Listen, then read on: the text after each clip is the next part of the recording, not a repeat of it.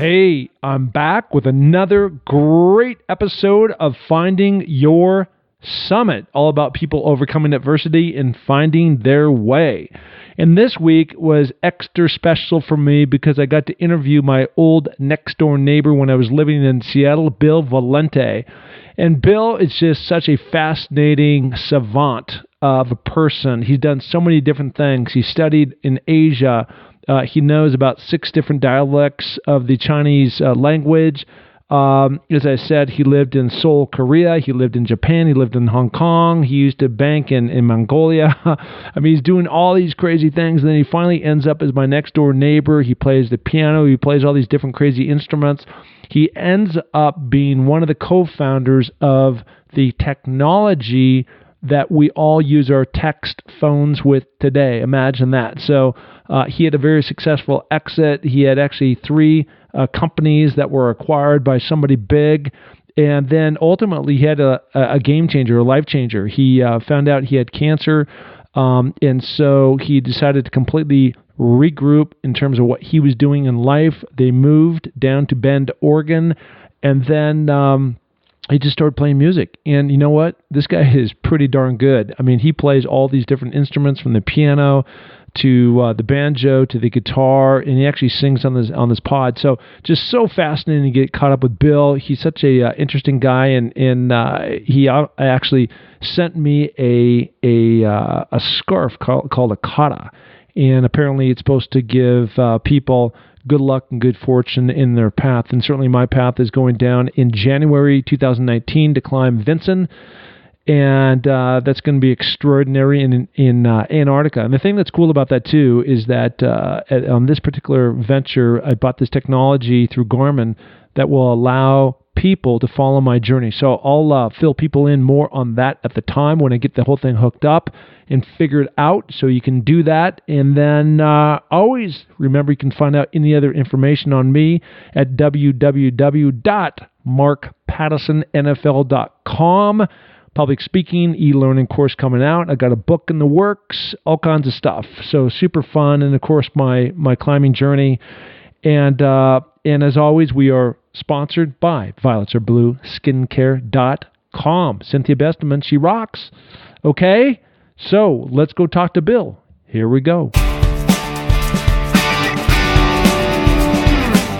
Hey, this is Mark Pattison back again with another amazing episode of Finding Your Summit. And this week, I've got a fantastic guest. This actually used to be my next door neighbor. He has accomplished so much. Might be one of the most accomplished guys I know, actually, when you spread things across the board. We'll get into that shortly. He's got some life challenges that we're going to talk about and a passion that has become his. He is broadcasting from Portland, Oregon, not too far away from our mutual hometown many years ago in Seattle, Washington, and I am in Seal Beach, California. Bill Valenti, how you doing? I'm just fine, Mark. Thanks. Nice to hear from you. Yeah, gosh, it has been a number of years, and you and I got reconnected, I think, through Facebook, and I think we've both been admiring from afar what each other has been doing between what I'm trying to accomplish on the mountains, and certainly being in Bend, Oregon for over 10 years. You're right up against Mount Bachelor down there, and then from my side, just seeing your transition from Joe businessman, investor, startup king, having multiple successful outcomes, transition into this protest, almost throwback to the 60s, singer-songwriter with so many different instruments that you play. Yeah, I'm definitely schizophrenic. Well, that's what I want to do is I want to set this up, and I want to start with just a small little teaser, and then I want to kind of go backwards. So, when I met you, you lived next door to me, and you and I had some fantastic chats, and always an interesting person to talk to. And at the time, I think that you moved next door, you were starting a small little company called Tegic. That's right. And Tegic was a company that was later acquired by AOL, and then shortly after that, you started another company called Melodio, and then another company after that, and you just kind of happened to have that kind of magic formula, but you really started your whole career in banking. So how did you make that transition from from a banker into a entrepreneur in the tech world? Well, I like to joke, and it will insult my banker friends, that I used to be a banker, but then I became an honest businessman. But in truth, I got into banking accidentally after I got out of the Army as a Chinese translator. I got offered a job with a New York bank that was expanding in Asia, and I just sort of fit right in there. I had just come out of business school after the Army. I was recruited by this New York money center bank. I moved to New York, spent a couple of years there, and went back out to Asia to open up branches and joint ventures and subsidiaries and things like that in Korea, and then Japan, and then Hong Kong. So, now I was going to ask you, so the interesting thing, and we're going to dive deeper into this later in the pod, but the interesting thing is that you grew up in the era of the 60s, and I was doing some research on you and found that you'd gone to school in Paris, and, a lot of stuff around Vietnam War was happening, and a lot of political figures, as you know, were being shot, and protests were happening in the States. Yep. And kind of going from that extreme of starting to be exposed to that, then to all of a sudden be kind of thrust into this world of conservative banking. And that's how really I kind of knew you, right? It wasn't until this later chapter of your life. And just interested, like, how that transition happened, or was it like more in the subconscious at the time, and you were just trying to follow a career path? Well, I think it's. I have to admit, it was following a career path. Maybe I would admit that it was the only really interesting job that I was offered out of business school. But having spent the middle part and the later part of the 60s as a student in Europe, where a lot of things were happening in France, in Paris in 1968 was quite literally a revolution, and I was right in the middle of that. And then that definitely set my political thinking. I very, very strongly on the liberal side of the divide. But then when I came back to the U.S. to finish up undergraduate school, as you point out, it was right in the middle of the Vietnam War. And I had a low lottery number, and there was no way I was going to escape that other than, getting on a bus and heading to Canada, which I didn't want to do.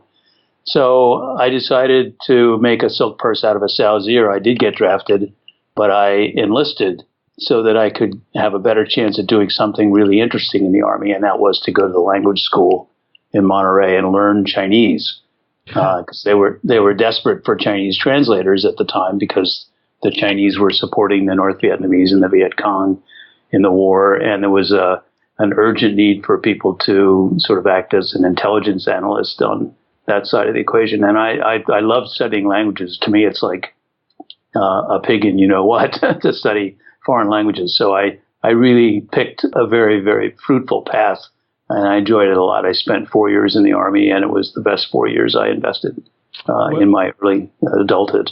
Yeah, so my high school days at Roosevelt, there in Seattle, middle of Seattle, I took 3 years of Spanish. And Spanish obviously is it's probably one of the friendlier languages to learn, I would say. Mm-hmm. And you probably took the hardest route there is. And if I recall back to our days when we lived next door, you actually just didn't talk Chinese, but there were like 7 dialects of the Chinese main structure that you also spoke.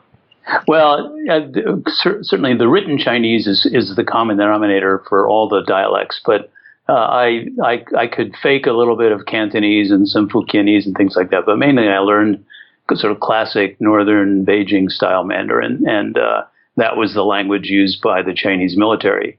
So my experience working for Uncle Sam in this little base in northeastern Thailand was the beginning of my then almost 20-year career as a banker in Asia.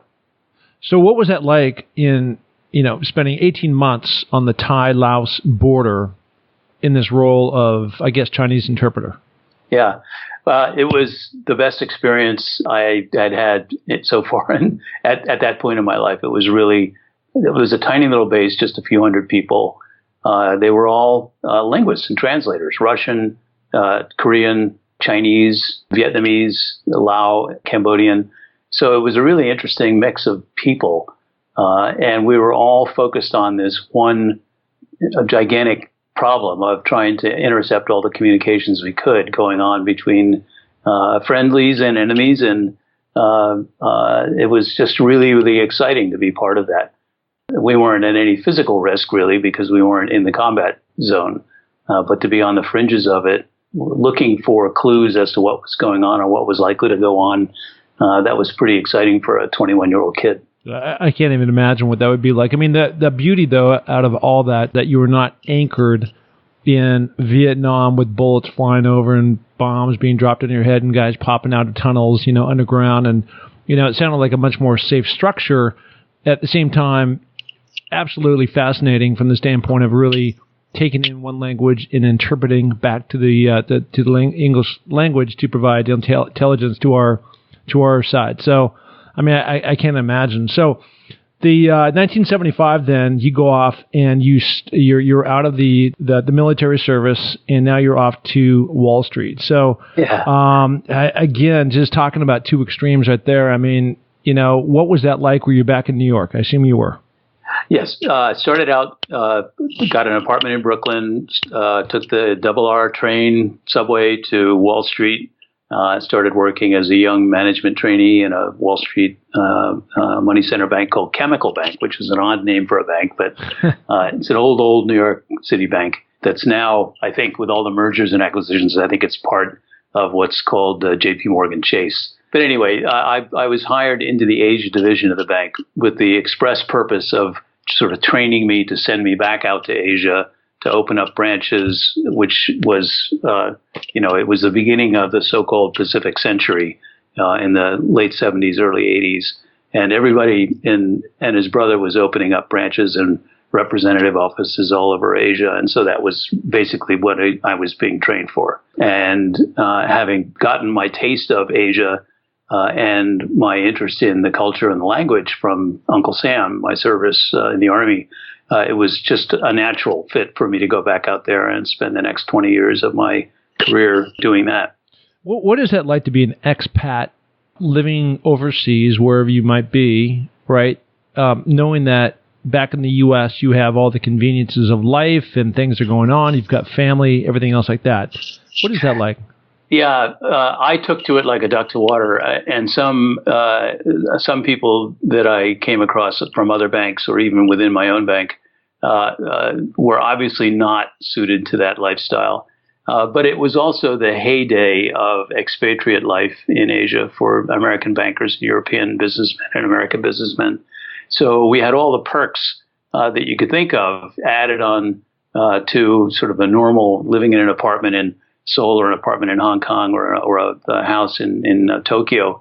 In many cases, they were outrageously expensive, more than anybody could afford on a reasonable, even a generous Wall Street salary. So a lot of that stuff, the cost of sending our kid to school, the outrageous cost of living and things like that were picked up by the bank.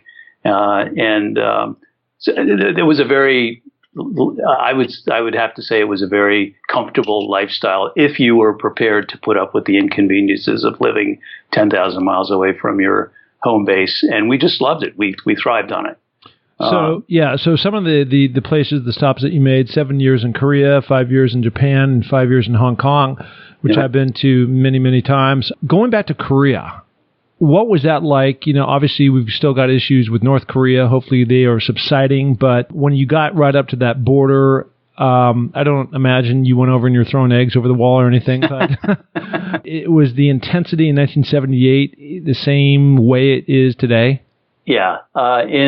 It's a little bit, it might be taken as kind of insulting, but I mean, at the time, Korea was kind of a startup country in terms of its outreach to the rest of the world. The beginnings of greatness you could see in companies like Samsung and Hyundai and LG and others that were just really beginning to feel their oats. So it was really, really exciting to be there as a banker at that period of time.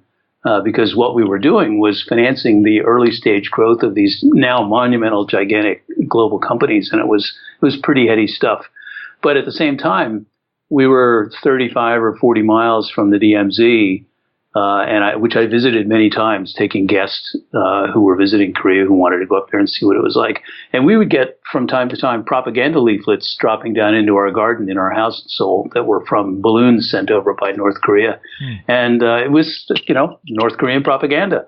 And when you drove from Seoul up to the DMZ, you'd pass through these gigantic blocks of concrete cantilevered over the highway, so that in the event of an attack from North Korea, they would immediately be collapsed down onto the highway. And I was sort of worried when I went under them, well, I hope it's not going to collapse on its own accord. Yeah. Okay. Yeah, it was pretty, there were a number of incidents just before we got there.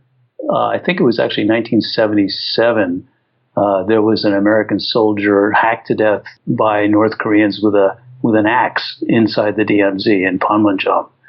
And when you see that, and you see that the so-called demilitarized zone is quite contrary. It's the most heavily militarized 100 miles of land probably on planet Earth, and it has been that way for 70 years since the end of the Korean War. So pretty amazing. Yeah, I mean, it must have been, like you said, very fascinating to be there in that time. So move on to 1992 now, and you land in Seattle, now my next-door neighbor, right? Yeah, and you came armed, and now you were positioning yourself all these years between studying and understanding Chinese and being an investment banker to now you're starting these amazing companies that went on to great fortune and fame. Tegic, if I remember right, it was essentially the software that was behind text messaging, right? Yeah, it was. I would call it the catalyst for text messaging. It made entering text on a telephone keypad dramatically simpler and quicker. And it was immediately taken up. Mainly, the whole phenomenon of text messaging happened a couple of years ahead of the U.S. in Europe and in Asia. So most of our activity was dedicated to licensing the technology to cell phone manufacturers and wireless operators in Europe and Asia years before we showed it to AT&T or any of the U.S. carriers. But it was the inventor of T9, the software that powered this company, was a fascinating, I would say, Einsteinian brilliant inventor named Martin King, who has since passed away. But the invention, I think, is always a fascinating story. His original invention was to help people with spinal cord injuries or cerebral palsy or paralyzed people who were paralyzed to type using eye movement. It's make a long story short, that the challenge of typing on a 9-key keypad with 26 letters distributed across 8 of the 9 keys is very much what he solved that problem to make it much easier for people who were paralyzed to type using eye movement. And the aha moment that formed Tegic was the realization that same approach, that same technology could be used to make text messaging on a mobile phone dramatically easier, and that's what made Tegic so successful. You saw this time and again from the founder of Apple, and where he's just really looking out into the future and the possibility, and you got to have people with vision to see kind of really what's coming. Not, Wayne Gretzky was always famous for saying what made him great, right? was always he was going to where the puck was going to be, not where it was at the moment, right? Yeah, exactly. I just as a side story, I vividly remember our first presentation of Tegic to venture capital company, and one of the senior partners at this very seasoned venture capital companies heard our pitch about text messaging on mobile phones, and he said, "Nobody is ever going to send text messages on mobile phones. They're voice communication devices." Yeah, exactly, and that's why we also don't have iPhones now and Androids, right? Right. You can essentially do every single thing: phones, cameras, everything else. So, all right. So that company gets sold. You are certainly well on your way, but you decide to get back into the game and start a company called Melodia. What was that all about? Well, it was kind of getting the Tegic gang back together. There was we recognized that iTunes had just really launched and was making great inroads on computers. With initially downloading music, but then eventually streaming music. But nobody had focused on doing the same thing on mobile phones. And mobile phones were at that moment just beginning to open up to third-party app developers. So it was the very early stages of the big cell phone manufacturers in the world, Motorola, Nokia, and Sony, and others, allowing third-party software developers to create apps to run on their phones. And so we just jumped into that opportunity with the team that had gained all this tremendous experience building Tegic, which meant that we had a development relationship with every cell phone manufacturer on planet Earth, and also with a number of the major wireless operators in Europe and Asia and Latin America and the U.S. So it was that combination of the experience of the marketing and the business development and the engineering team at Tegic that we brought together to form Melodio, getting the gang back together, and decided to essentially recreate iTunes but on mobile phones. And that's where Melodio came from. The thing that's great in your case is that, and as you know, I've raised venture funds before, and once you have a hit, it seems like you're in demand, you're the hot chick on the block, and now everybody wants a piece of you, and whatever you think is magic. But to get that aha moment, it takes a lot of doing and the right team and the right product to get that to the finish line. And you guys were able to put yourselves in those positions. So it seemed like, we're not going to go on to some of the other companies that you did found, but I know that there was one, and this was really, it was one of those, not big, but somewhere in the scale between smaller and medium, in terms of just really opened my eyes and defining a moment for me in terms of putting the right things in perspective. Because as you know, when you start your own companies, you throw every single thing that you got at these companies, all your time, takes the toll on the family. And one of the companies, I can't remember the name of it, and it doesn't matter this time, but it didn't go the way that you guys thought it would go. And so you guys are next door, and there's all these people that are showing up, and I poked my head over the stone fence that went around your house. I said, "Hey, Bill, what are you doing?" And he goes, "Oh, we're having a funeral." I go, "Oh my gosh, who died?" And you go, "Oh, the company didn't make it." So you decided to celebrate that, like some people do, to celebrate somebody's life, versus everybody more, moan and groan and bitch and complain and everything else. And it was just such a like, you know what, these guys have the perspective, right in check. Well, I think the most important thing in doing startups is first of all to have really thick skin and to be able to run the marathon. But it's also knowing, it's like the old what's the Kenny Rogers song? You got to know when to hold them and know when to fold them. Yeah. So in the case, it was actually, the name of the company was Viatrue, and World to Market. It started out as a company called World to Market. We had to change the name, but we were about 5 years ahead of the actual market for what we were trying to do, and it just we weren't able to raise the capital to stay in the game, and so it was we and the board and everybody else decided just to close it down and send everybody home. So, but it worked out fine because we made everybody whole. We paid off everybody that we needed to pay off, and it was a sad ending, but it wasn't a disaster. However you want to look at that, I mean, still, you go into these things with the best of intentions, and when they don't turn out, it's disappointing. And so the question is, how do you want to deal with that? And you guys dealt with it in the right ways, in a professional way, and put a smile on everybody's face. And it sure looked like you guys were having a great time. It was an Irish wake. Yeah. So then, as we move the story along, there's this transformation in your life, and this is kind of what the heart of where I wanted to go with you on this pod. This is called Finding Your Summit, all about people overcoming adversity and finding their way. And so you go to this very successful, conservative lifestyle of banking, of then getting in these different startups, very successful, multiple, not just one hit, and then you decide one day that you're moving to Bend, Oregon. Yeah. Well, I mean, the impetus for that was the discovery that I had stage 4 non-Hodgkin's lymphoma. And it was discovered quite accidentally, but in a state that is called indolent, meaning it's at stage 4, but it's kind of parked and it's not doing anything. And so the treatment for that is kind of to do nothing. They call it watchful waiting. But I didn't want to risk pushing it over into the nasty stage, so I decided to get off the startup treadmill, pack up my bags, and move to Bend, Oregon. And so I did. And then about 5 years after I moved to Bend, it did flip into a more aggressive, got to do something right now form of the cancer. And I had to go through chemo and a bone marrow transplant 5 years ago. And that was no fun at all.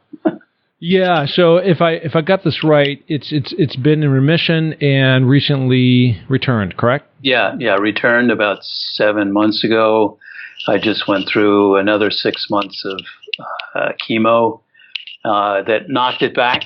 But I'm still having to go through. I still have to go for the next couple of years. I'll have to do chemo every couple of months. The thing that I always remember about you is beyond you being super resilient was you just had these multiple talents. I came over to your house one time to talk to you about something and you're firing off all this Chinese stuff at me. I'm like, wait a minute, where did that come from? And then you sit down and you play these beautiful pieces on your piano. And then you pick up your guitar and you had that, and you had several instruments in the room. And it seems like, again, as I've followed your career the last 15, 20 years, and more recently on Facebook, that you've transitioned from this startup guy really into this very accomplished musician of writing and probably pulling back from the 60s when you were in Paris, all these protest songs that have just really insightful lyrics, but really catchy songwriting ability. And it's been super fun to see. So is that something that helped you pass the time as you really started to focus more in on I don't know if you call it a career, but taking that hobby much more serious than just strumming, every other night? Yeah, I really do consider it to be more than just a musical hobby. I mean, I've always played music. I played piano since I was a kid, and I played a guitar on the streets of Paris when I lived in Paris, just busking, doing covers of Bob Dylan and Pete Seeger and that kind of stuff. But I'd never put my mind to writing lyrics to accompany a guitar or piano. But that changed dramatically when I met some songwriters in Bend, and they invited me to one of their meetings, and I just caught the bug, and I realized that and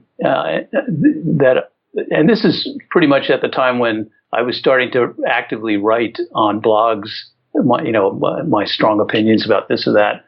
And I discovered that if you could write a 2.5 or 3 minute song that has something to say about a topic that you otherwise would write a paragraph or two of text, you could get a much more dramatic result from people who hear the song.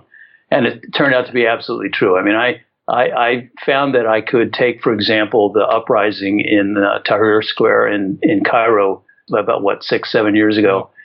And I watched all the things happening on the news. I wrote a song called Rise Up, Take It to the Streets. I recorded it. I created a little slideshow. I put it up on YouTube, and I linked that YouTube song to all the stories that I was seeing popping up on the BBC, on CNN, on Slate, Salon, the New York Times, etc. And within a day, I got thousands and thousands of hits on that song because people were interested in how in my having said something about that incident in the form of a song with poetry and melody and an instrument behind it. And I was just instantly convinced that this is what I wanted to do on a larger scale, and that the power of music and spoken word poetry, which, by the way, have always been through all of human civilization, they've been forms of journalism. That's how people got their news in the 13th century. They got it from poets and bards and minstrels and that sort of thing. So I really kind of got excited about that and ended up talking to a bunch of other songwriters with similar points of view. And we've done a lot of work on the last 4 or 5 years on this thing called the art of the protest song. We've done 20 shows around the country. We have probably another 10 or so planned over the next couple of months and years. And I think people have responded to these shows very positively, saying they don't hear protest music anymore. They don't hear songs like they used to hear in the 60s. And what is the name of this band? Well, there's no band. It's just me. And what I do is I recruit a local advocate in, say, Austin, Texas. I'm doing a show there in November. Yep. They organize a venue. They recruit 2 or 3 other prominent songwriters. We put the show together. We choose a beneficiary, usually a nonprofit, and we do the show, which I call an edutainment event, meaning that we do a combination of classic protest songs from, say, the civil rights movement or the labor movement, songs that most everybody in the audience would know, and then combine that with contemporary original stuff done by the artists who are performing on the stage. So it's a real demonstration of the power of music to define an issue, to get people inspired about something. And I've been so overwhelmed, really, by the positive reaction to these shows that this is what I'm going to be doing for the next couple of years. So what has this done for you in terms of the power of positivity as it relates to you fighting this disease that you go in? And I know I've never been through it, but certainly know plenty of people that have dealt with chemo. You feel yucky, but maybe this has been the thing that drives your purpose in life to help overcome, knowing that you've got a great message out there that people want to hear. They've expressed that, and you have the opportunity to go around the country and actually play these songs. Yeah, I think it's powerful medicine. Music has always been powerful medicine, but I think especially so in my current situation where, I really need to have something that's just hyper energizing to overcome. Honestly, the effect of the chemo has not been as dramatic as I expected up front, except for the part where I went through the bone marrow transplant and all that. That was pretty dramatic. But now things have gotten so much better in chemo and immunotherapy that the side effects are much reduced, and they have all kinds of ways to mitigate those. But I think getting deeply involved in this whole music scene and the Art of the Protest Song series, and now even a new startup company that I'm working on called Rantcaster, which is going to take that concept of the art of the protest song and move it in a dramatically bigger way with a couple of partners that I can't say much about at the moment. But it's a recognition that music and spoken word poetry and other forms of topical art are journalism, and we're gonna highlight that through Rantcaster. Well, one of my favorite songs of all time that you play is called Black Man in the White House. And it just had just fantastic lyric to it. I was like, what is this all about? And I played it, and it's just very catchy, very catchy. So love to hear that. Are you one of those guys that you think that until the day that they throw dirt on you, that you'll be working? Or do you see there's some retirement plan for you that's out there? Yeah, I mean, I can't see that ever happening. I think you look at somebody like Pete Seeger, who was doing his work as a songwriter and a performer and a protester until the day he died, and I don't see any reason why I wouldn't want to do that too. I really have found my new niche. I would like to say that I'm pretty good at it. I've recruited a lot of other people to the cause, and I think I've also discovered that there's so much angry rhetoric out on the internet. Yeah. And there's so much division and partisanship. I've found that the disarming effect of a song that's on a topic that crosses over a lot of common ground is really remarkable. I did a song about the corrupting influence of big money in politics, which is a theme that crosses over the left and right divide in America quite broadly. And I performed that at a folk festival in Texas, Red State. And a guy sitting in the audience who had Tea Party slogans festooned all over his guitar case, he came up to me afterwards and said he really, really liked that song.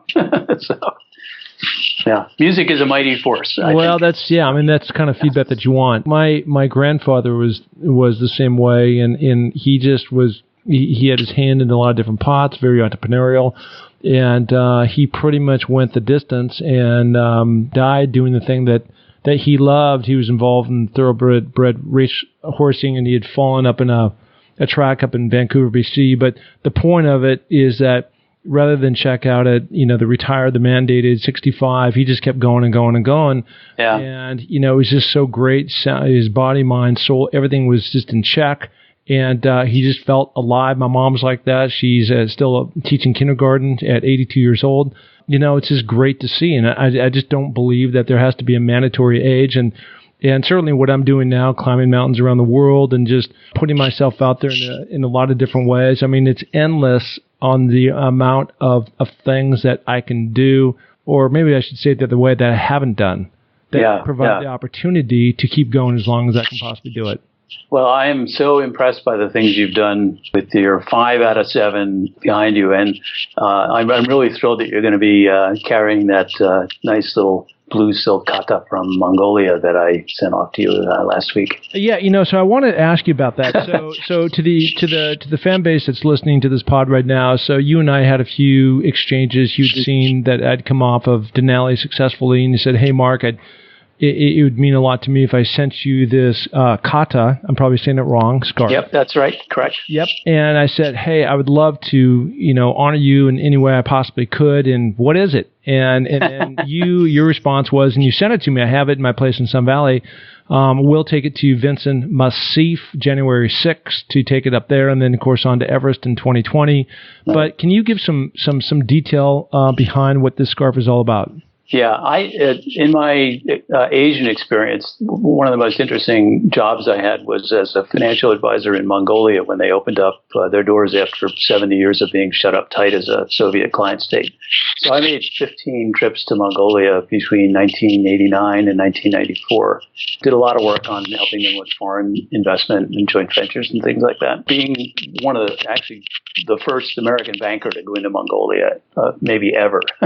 I got to know a lot of the senior people in government. On one of my last trips, I was given this blue silk scarf, which is so-called kata, which is a very powerful symbol in Mongolian Buddhist thinking as a symbol for safe travel and good health and prosperity, etc. And I just kept it pretty much to myself for years and years afterwards. And then it turned out that one of my neighbors in Bend was going off to climb Mount Everest. And I thought, well, I think I'm going to lend this scarf to this guy so he has a safe trip to and return from Mount Everest. And sure enough, he did. He wore my kata on his ascent of Mount Everest, probably, I think, about 5 or 6 years ago. And then I realized, well, this has got some powerful juju in it. And I started loaning it out to other people who were doing these epic things like I think it's called the Marathon des Sables, which is 6 back-to-back marathons across the Sahara Desert over 1 week. And that guy wore it on his backpack and delivered it back to me, looking a little bit shabbier for the wearer. Yeah. And several other momentous and hairy adventures that this little flimsy blue scarf has been on. I also, when I was in the hospital doing my bone marrow transplant, it was hanging from the IV drip bag for the whole time that I was doing that, and I would run around the hospital to get exercise with my IV drip bag and all the chemicals hanging off it, plus my blue silk scarf streaming off in the wind. And I became quite famous for that at OHSU in Portland. And I also sent it off either whole or in part, because it's been cut up a little bit, to other people who were going through their own chemo adventure. And 3 of the 4 that had it came out successfully, and one of them didn't. But I got it back from the spouse of that good friend who didn't make it through, and it was sitting in my desk looking for the next adventure to go on. I came across your plans, and I said, okay, I think Mark needs to have this. So I love it. You're paying it forward in a great way. I got to tell you kind of a funny quick story. You've very generously have just described this kata scarf that you're going to loan me, and I'm going to take on these next 2 ventures that I'm going to go up. This last mountain I was on, Denali, there's a gal that had reached out and said, hey, Mark, this would mean a lot to me if you brought up this. I can't remember what she described it, but essentially it's like a friendly rock. So, what we're talking about with you is like a 1 ounce, if that, piece of cloth that can go around your neck or in your backpack or someplace else. But I took a rock up. I mean, it's all about weight distribution, on that final day. So of all things, a painted picture or something, I left it up on top of the mountain, which was great.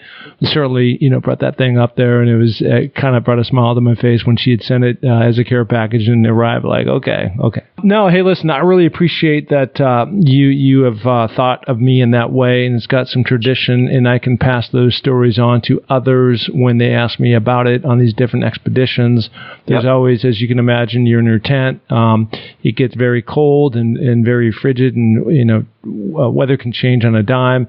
And so there's a lot of storytelling, of sharing what people have gone through. And so this will be a very interesting piece that I will have tag with me. And you'll see that in pictures upcoming here in the next months to come. So as we kind of exit this podcast, I would love for you to pick up your guitar or another of one of your 12 instruments that you might have, and just give us a little sampler of what this is all about, and keep singing. Then we'll do an exit. And overall, I just so appreciate you coming on the pod and sharing this time with us. You're most welcome, Mark. And I do wish you a safe journey on both the Vinson and Mount Everest. What a hell of a way what a hell of an achievement. That's just great. I know you're going to make it because you've just got that indomitable spirit. And I vividly remember trailing far behind you on a trail run up, I think it was Tiger Mountain or Cougar Mountain. No, Tiger Mountain. Yeah. Yep. Yeah. And, you were miles ahead of me. I thought I was in pretty good shape. I had already started doing triathlons, but I was just miles behind you. So What should I do? Let me see. There you go. Actually, there's in the news a lot, of course, is Donald Trump and Vladimir Putin. Yep. So I'm sort of compelled to do a little song that I wrote as an homage to Vladimir, and I'll just do one or two verses from that if that's okay. Love it.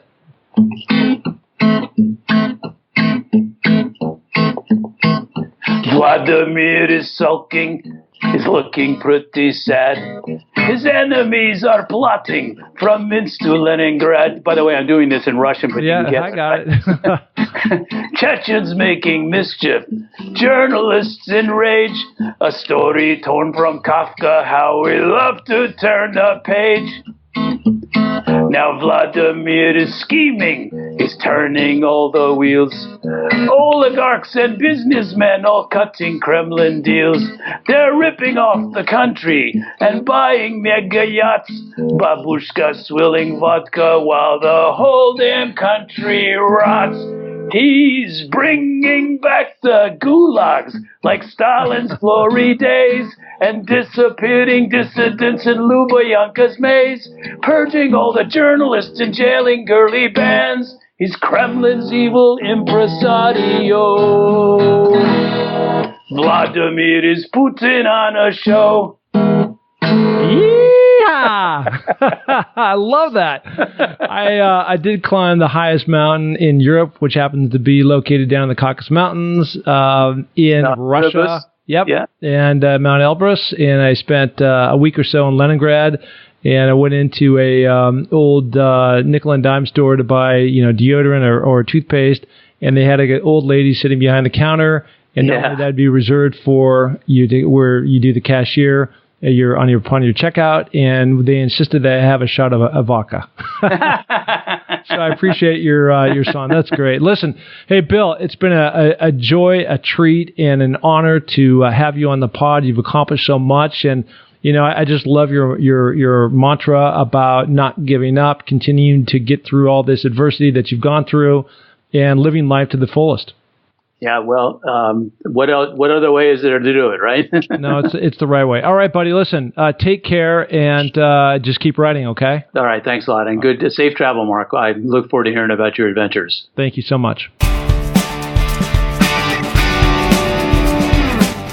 Hey, and thank you so much for listening to the Find Your Summit podcast. We are so glad to have you along for this journey. And if you enjoy the show, please tell a friend, share it on iTunes, spread it to the planet. We're looking to broadcast this to every person that is out there because, as you know, everybody has their own summit that they're going after. Okay, if you're looking to follow my journey, you can find that through my social links on markpattisonnfl.com. That's Mark, M-A-R-K, Pattison, P-A-T-T-I-S-O-N, NFL.com. So, until the next podcast, just remember, clear eyes, full hearts, and remember, it takes a little more to make a champion, so make it happen. Thank you. Bye.